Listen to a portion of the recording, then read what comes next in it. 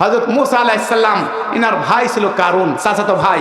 কারুন ছিল তাওরাতের হাফেজ, কোরআন, জাবর, ইনজিল, তাওরাত, এরকম তাওরাত একটি কিতাবের হাফেজ ছিলেন কারুন। কারুনকে আল্লাহ রাব্বুল আলামিন এত ধন সম্পদ দিয়েছিলেন, সেই ধন সম্পদ বহন করার জন্য একটা বড় দলের উট প্রয়োজন হতো, উটের একটি বহনের প্রয়োজন হতো। মানুষ এত আগেকার চাবি ছিল বড় বড়, বিরাট বড় একটি উটের বহনের প্রয়োজন হতো চাবিগুলো বহন করার জন্য। মুসা আলাইহিস সালামের বুড়ো ছিল, হে মুসা, তুমি তোমার উজির হওয়ার জন্য, তোমার মন্ত্রী হওয়ার জন্য আমি কিন্তু যথেষ্ট ছিলাম। তুমি আমাকে মন্ত্রী বানাও নাই, তুমি তোমার ভাই হারুনকে মন্ত্রী বানিয়েছো। কিন্তু নবী আল্লাহ যাকে বানায় সেই হতে পারে, কি বলেন? যদিবা কারুন তাওরাতের খুব সুন্দর করে তেলাওয়াত করতে পারতো, কিন্তু তার ধারণা ছিল মুসার অ্যাসিস্ট্যান্ট নবী আমি হব। কিন্তু আল্লাহ রাব্বুল আলামিন হারুনকে বানিয়েছেন, তার ভাই হারুনকে বানিয়েছেন। এবার কি করলো এই কারুন? কি করলো কারুন? বলে মুসা আমাকে নবী বানালো না। এদিকে মুসা আলাইহিস সালাম দাওয়াত দেওয়া শুরু করলেন এবং কারুনকে গিয়ে দাওয়াত দেওয়া শুরু করলেন, আহসিন কামা আহসানাল্লাহু ইলাইক, আহসিন কামা আহসানাল্লাহু ইলাইক। হে কারুন, আল্লাহ রাব্বুল আলামিন তোমাকে ধন সম্পদ দান করেছে, এটা কিন্তু তোমার বাহুবলে অর্জিত হয় নাই। আল্লাহ রাব্বুল আলামিন তোমাকে ভালোবেসেছেন, এই কারণে এই ধন সম্পদ দান করেছেন। এবার কারুন বলতেছেন, কি বলো এইসব আগুল পাগল কথা, কি বলো? এগুলো তো আমার শক্তির দ্বারা, আমার বুদ্ধির দ্বারা অর্জন করেছি। নাউযুবিল্লাহ বলি। আচ্ছা, শক্তি দ্বারা কেউ ধন সম্পদ অর্জন করতে পারে? পরিশ্রম করলে করতে পারে। আপনার কি মনে হয়? আর সুদ খালে কি ধনী হয়? ভুল ধারণা। আরে ভাই, আপনি দেখবেন সপ্তাহে এনজিও থেকে আসে প্রত্যেকটা, বেশিরভাগ, আল্লাহ সবাইকে মাফ করুক, গ্রামের মধ্যে দেখা যায় ছোট ছোট একটা আমল নামা হাতে নেয়। আমল নামা বোঝেন না? এই আমল নামা হাতে নিয়ে চলে যাচ্ছে। কোথায় যান? কিস্তি আছে। এগুলো ধনী না গরিব মানুষ? গরিব মানুষ ভাই, কি বলেন? অনেকে রিক্সা চালক আছে, অনেকে কৃষিজীবী আছে, গরিব মানুষ। আপনারা মনে করবেন না সুদ খালেই ধনী হয়, এমনটি নয়। এরকম যখন কারুনকে বলছে আল্লাহ রাব্বুল আলামিন আহসিন কামা আহসানাল্লাহু ইলাইক, আল্লাহ রাব্বুল আলামিন তোমাকে যেমন ধন সম্পদ দ্বারা ভালোবেসেছে, তুমি এরকম ধন সম্পদ মানুষকে দিয়ে ভালোবাসো। তখন কারুন বলতেছে, কি ব্যাপার, তুমি পাগল নাকি? এই ধন সম্পদ আমার হাতের শক্তি দ্বারা, আমার বুদ্ধির দ্বারা অর্জন হয়েছে। নাউযুবিল্লাহ বলি। এবার কারুন কি করলো? তার ভক্তবৃন্দর কাছে এসে বলল, দেখো কারুন, মুসা তো আমাকে দাওয়াত দেয়, এখন আমার সম্পদের দিকে মুসার নজর পড়েছে। এখন আমার সম্পদের দিকে মুসার নজর পড়েছে। কারণ মুসা বলেছিল, আল্লাহর নবী মুসা আলাইহিস সালাম বলেছিলেন, হে কারুন, তোমার 1000 স্বর্ণের দিনার আছে, ওইখান থেকে 1 টাকা, একটা দিনার আল্লাহর রাস্তায় খরচ করবে। এবং যে 1000 যদি ছাগল থাকে, এই 1000 ছাগল থেকে একটি ছাগল তুমি আল্লাহর রাস্তায় দান করবে। তখন কারুন বলেছিল, ঠিক আছে, দিব। কারণ যখন বাড়িতে যায়, যখন হিসাব করে দেখে, এই রে, এতগুলো ছাগল আমি দেবো, এতগুলো টাকা আমি দেব, পরে বলতেছে না, এ দেওয়া যাবে না। তখন মুসা আলাইহিস সালামের বিরুদ্ধে ষড়যন্ত্র করা শুরু করলো, যে মুসা এতদিন আমাকে দাওয়াত দিছে, আমি গ্রহণ করছি না করছি পরের ব্যাপার, কিন্তু এখন মুসা দেখি আমার অর্থ সম্পদের দিকে নজর পড়েছে। নাউযুবিল্লাহ বললেন না?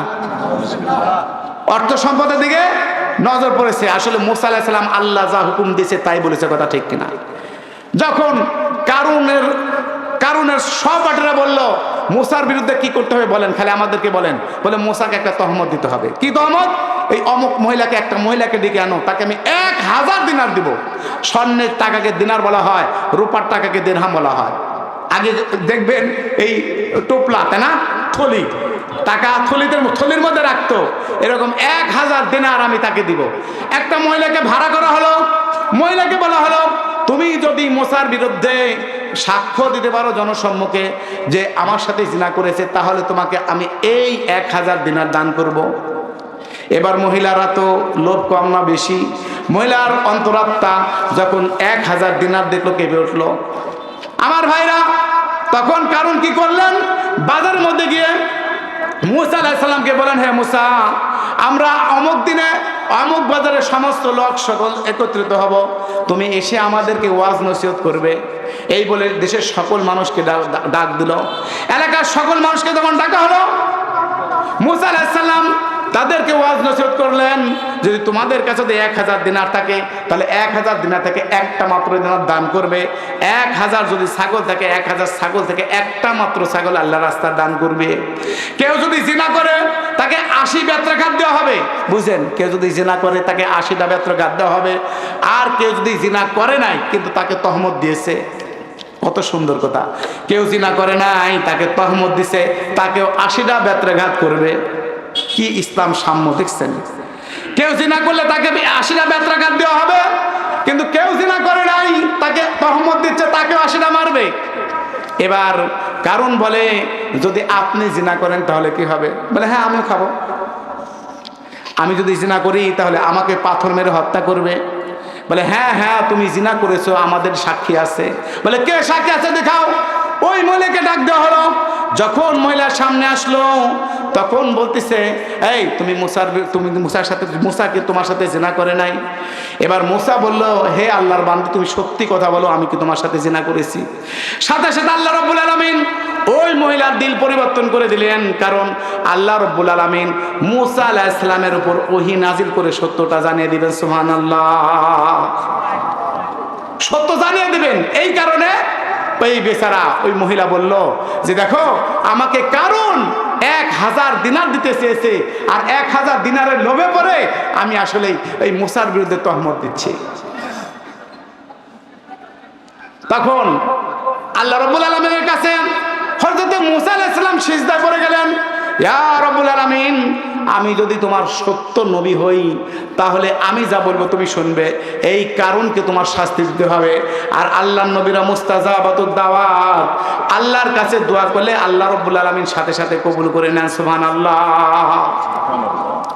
যখন মুসা আলাইহিস সালাম দোয়া করলেন, আল্লাহ রাব্বুল আলামিন, এই যে আমরা জমিনের উপর বসে আছি, জমিনকে বলে দিলাম, হে জমিন, আমি তোকে মুসার আনুগত্য করে দিলাম, মুসা যা বলবে আদেশ মানার জন্য তোমাকে হুকুম দিয়ে দিচ্ছি। এবার মুসা আলাইহিস সালাম ইয়া আরদু খুজিহি একটা মাত্র দোয়া করলেন, ইয়া আরদু খুজিহি, হে জমিন তুমি কারণকে পাকড়া করো। সাথে সাথে কারণের পায়ে অ্যারেস্ট হয়ে গেল, আর লড়তে পারে না। ইয়া আরদু খুজিহি, হে জমিন কারণকে পাকড়া করো। সাথে সাথে হাঁটু পর্যন্ত একদম জমিন গিয়ে গ্রাস করে ফেললেন। আর আবার দোয়া করতেছেন, ইয়া আরদু খুজিহি, হে জমিন কারণকে গ্রাস করে ফেললো। তারপরে নাভি পর্যন্ত চলে আসলো, ইয়া আরদু খুজিহি, এভাবে দোয়া করলেন। তারপরে গোলা পর্যন্ত, তারপরে মাথা পর্যন্ত। তারপরেও আল্লাহর কাছে দোয়া করতেছেন। মুফাসসিরে কেরাম তাফসীরের কিতাবের মধ্যে লেখেন, কারণের শরীরটা যেই কয় ফিট লম্বা ছিল ওই কয় ফিট আস্তে আস্তে কিয়ামতের আগ পর্যন্ত জমিনের নিচে দাবতেই থাকবে, দাবতেই থাকবে, দাবতেই থাকবে বলে নাউজুবিল্লাহ।